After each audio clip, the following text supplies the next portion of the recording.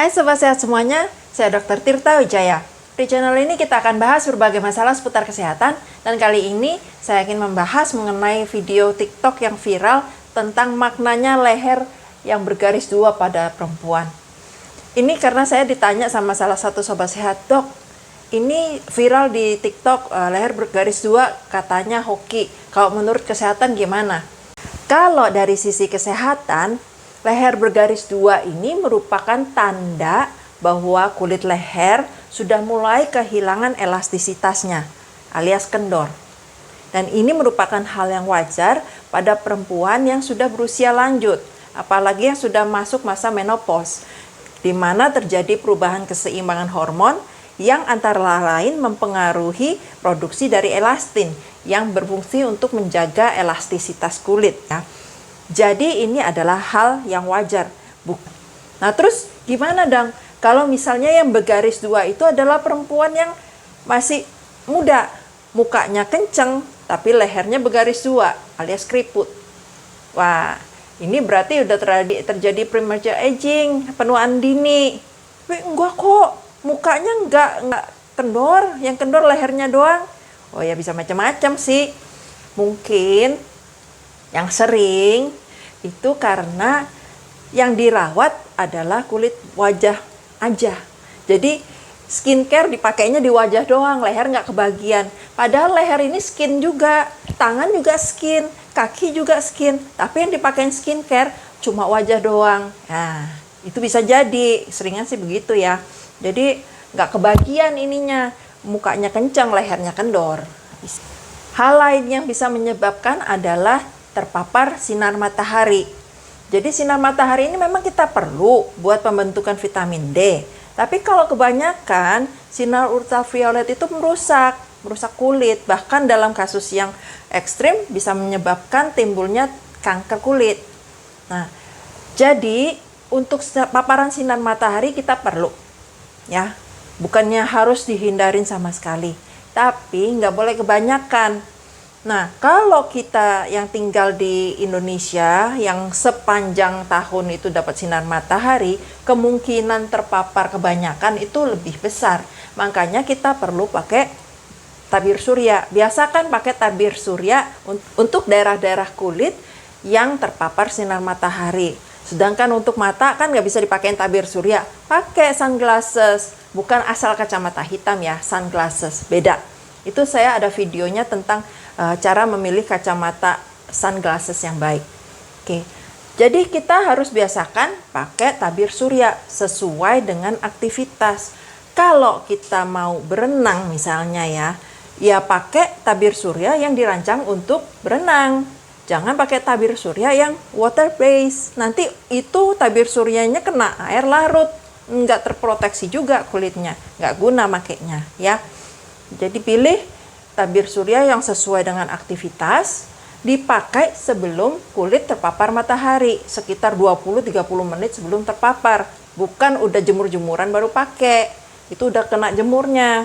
Nah terus udah gitu pemakaiannya bukan once for all, dipakai sekali bertahan sepanjang hari, enggak. Kita ulang pemakaiannya setiap 2 atau 3 jam sekali, atau setiap kali itu tabir suryanya terhapus. Jadi kalau misalnya aktivitas habis lari terus keringetan terus kita lap keringetnya, itu kemungkinan besar tabir suryanya udah keelap juga. Jadi meskipun baru dipakai 10 menit sebelumnya, pakai lagi. Terus pilih tabir suryanya yang sesuai dengan jenis kulit, kondisi kulit. Misalnya kulitnya yang gampang berjerawat atau sensitif, pilih yang sesuai. Jangan pakai yang udah tahu nih kulitnya berminyak, pakainya yang strukturnya berat, terjadi itu tersumbat pori-porinya. Jadi sesuaikan dengan aktivitas, jenis kulit, dan SPF-nya. SPF itu minimal 30 mau 50 mau 60 terserah deh, pokoknya minimal 30 aja. Kalau SPF 15 19 itu mah ecek-ecek doang, marketing gimmick, nggak terlalu guna. Minimal 30. Nah, udah gitu paparan rokok. Paparan rokok kan juga sering tuh di Indonesia, itu bisa menyebabkan kulit kendor. Dan sebenarnya bukan cuma kulit doang sih, banyak organ-organ lain yang juga rusak kalau terpapar asap rokok. Ya, jadi hindarin baik asap rokoknya kita sebagai perokok aktif atau sebagai perokok pasif, artinya yang merokok orang lain tapi kita ikut menghirup asap rokoknya, itu nggak boleh dua-duanya. Baik itu dia rokok yang tradisional yang dilinting-linting, baik itu rokok yang biasa, baik itu rokok elektrik, hindarin semua, nggak ada bagus-bagusnya. Dok, tapi rokok elektrik kan itu sehat, itu efeknya nggak merusak, itu kan uap air. Saya bahas di video lain. Gitu. Pokoknya hindarin aja, nggak ada bagus-bagusnya.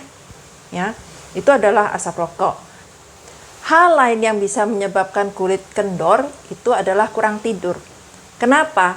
Karena pada waktu kita tidur, tubuh kita itu memperbaiki diri semua kerusakan, termasuk kerusakan kulit. Kulit yang sepanjang hari dia terkena radikal bebas, terkena stres fisikal, stres kimiawi, macam-macam. Waktu kita tidur itu diperbaikin. Sebenarnya yang diperbaikin bukan cuma kulit aja sih. Waktu kita tidur, seluruh tubuh kita itu memiliki kesempatan lebih baik untuk memperbaiki diri. Termasuk jantung, lever, ginjal, otak, pokoknya inilah. Makanya tidur itu penting. Kita butuh tidur dengan kualitas yang baik dalam jumlah yang cukup. Untuk orang dewasa butuh waktu sekitar 7-9 jam sehari. Berkualitas baik ya, bukan tidur-tidur ayam. Ya. Nah, supaya kulit kita memiliki kesempatan untuk memperbaiki diri. Coba nih Sobat Sehat lihat, waktu baru bangun tidur, apalagi kalau tidurnya cukup ya, enak tidurnya. Kulitnya lebih glowing kan waktu pagi, kelihatannya lebih supel, lebih terasa lebih, ya itu memang seperti itu gitu. Kita butuh tidur, jangan dikurang-kurangin, jangan didiskon-diskon, jangan hari ini begadang besok balas dendam. Tubuh kita nggak bekerja seperti itu. Kelebihan tidur juga nggak bagus. Jadi kita perlu tidur secara teratur dengan jumlah yang cukup dengan kualitas yang baik. Bukan sistemnya balas dendam, bayar utang kan ya. Nah, berikutnya lagi adalah kebiasaan buruk yang bisa menyebabkan garis 2, yaitu kebiasaan kita menunduk. Terlipat kan, waktu kita menunduk kan terlipat. Nah, terlipat ini ya timbullah garis. Kalau terlipatnya berjam-jam setiap hari selama berbulan-bulan, bertahun-tahun, ya kebentuklah garisnya. Tuh ya, contohnya kebiasaan buruk yang sering kita lihat apa? Main handphone. Kan main handphone biasanya begini. Bukan begini. Ya kan? Ya, lama-lama kebentuklah itu. Nah, terus kalau yang terakhir, yang sebenarnya kurang bisa diapa-apain, itu adalah faktor keturunan.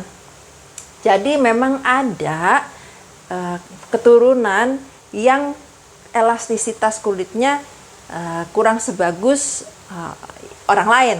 Contohnya, ada ibu-ibu hamil yang hamil anak pertama. Kalau yang kulitnya elastis, kemungkinan habis hamil, anaknya keluar, perutnya kempes, nggak bebekas dia. Tapi kalau yang kulitnya kurang elastis, hamilnya nggak gede padahal, tapi pecah-pecah, scratch mark, karena teregang, karena emang elastisitasnya kurang baik. Jadi ini adalah faktor keturunan. Nah, untuk yang seperti ini gimana dong? Ya paling bisa dilakukan itu adalah menggunakan moisturizer, pelembab, untuk menjaga elastisitas dari kulit. Tapi sekali lagi ini nggak bisa 100% dicegah ya. Cuma dikurangin aja lah. Jadi kalaupun sampai rusak nggak separah-parah amat ya. Jadi penggunaan skincare ini memang bisa membantu. Semoga apa yang saya sharingkan kali ini bermanfaat. Kalau Sobat Sehat suka dengan video semacam ini, like dan subscribe. Bisa juga di-sharingkan dengan teman-teman yang mungkin memiliki pertanyaan apa maknanya garis 2 di leher.